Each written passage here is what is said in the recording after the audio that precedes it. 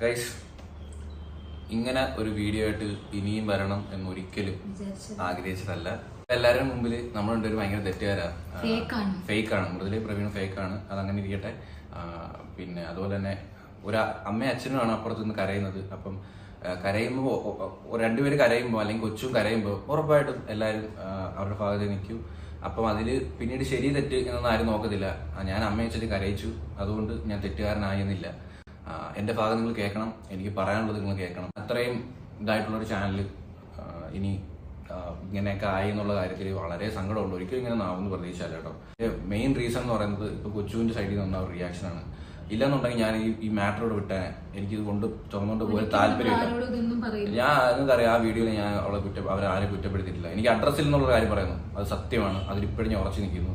birth സർട്ടിഫിക്കറ്റിൽ ഏത് address വെക്കും എന്ന് എന്നോട് ചോദിച്ച് കരഞ്ഞ ടൈമിൽ ഞാൻ പറഞ്ഞു, ഏട്ടന്റെ അഡ്രസ്സ് അല്ലാതെ നമുക്ക് വേറെ